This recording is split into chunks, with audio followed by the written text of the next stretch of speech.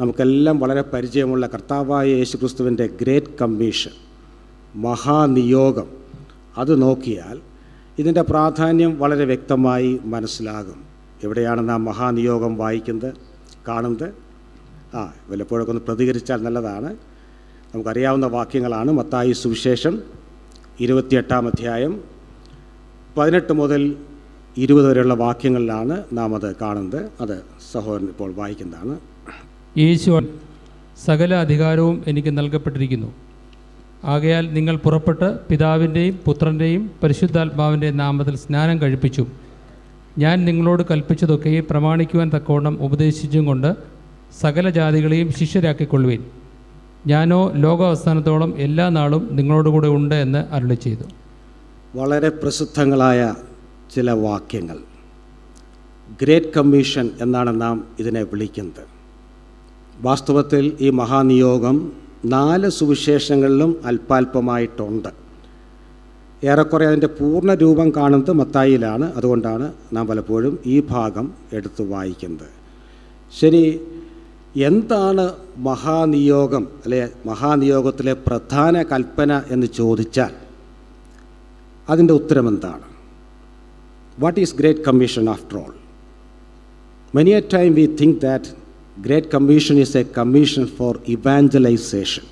പലപ്പോഴും നാം ധരിക്കുന്നത് സുവിശേഷീകരണത്തിനുള്ള ഒരു കൽപ്പനയാണ് കർത്താവിൻ്റെ അന്തിമ നിയോഗം. അങ്ങനെ ധരിക്കുവാൻ ഒരു കാരണമുണ്ട്.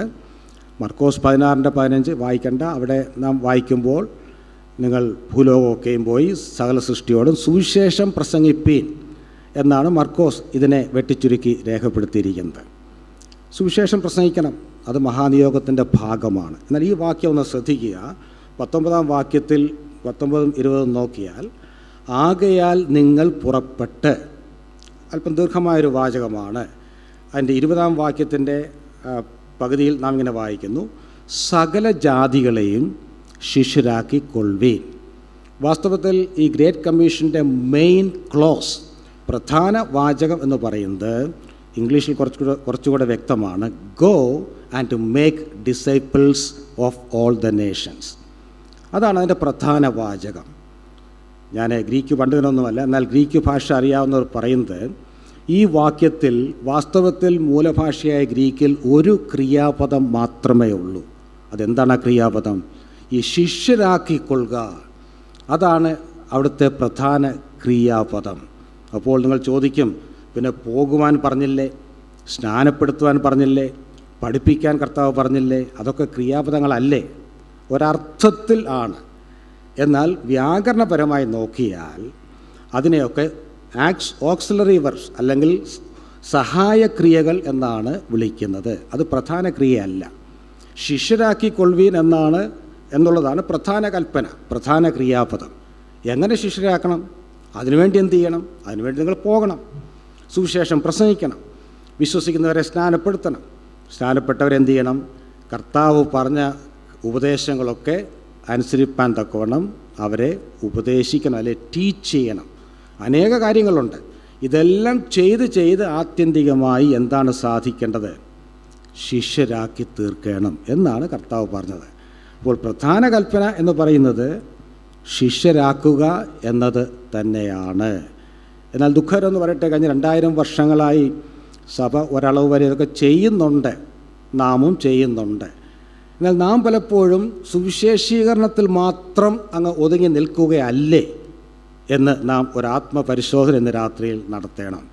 സുവിശേഷീകരണം അതിപ്രധാനമാണ്, അത് ചെയ്യണം.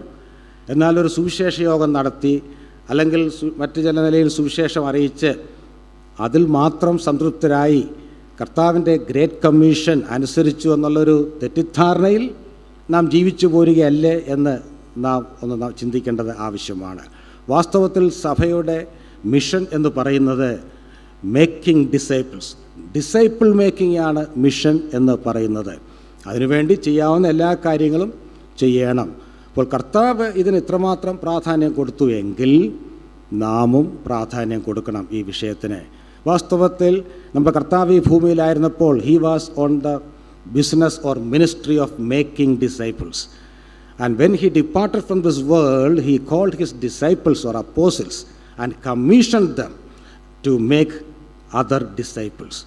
കർത്താവ് ഈ ഭൂമിയിലായിരുന്നപ്പോൾ താൻ ചെയ്തുകൊണ്ടിരുന്ന ശുശ്രൂഷ എന്താണ്? ശിഷ്യന്മാരെ ഉണ്ടാക്കുക, ശിഷ്യന്മാരെ വളർത്തിയെടുക്കുക. താൻ ഈ ഭൂമിയിൽ നിന്ന് പോകുന്നതിന് മുമ്പ് ഒടുവിലായി തൻ്റെ അപ്പോസ്തലന്മാരോട് പറഞ്ഞു, നിങ്ങളും ഭൂലോകമൊക്കെയും പോയി എന്തു ചെയ്യണം? ശിഷ്യന്മാരെ ഉണ്ടാക്കണം. കേവലം കൺവേർട്സിനെ ഉണ്ടാക്കാനല്ല, you have to make disciples. കേവലം കുറേ ഡിവോട്ടീസിനെ ഉണ്ടാക്കാനല്ല, you have to make them disciples. ആ അർത്ഥവ്യത്യാസം നാം മനസ്സിലാക്കി.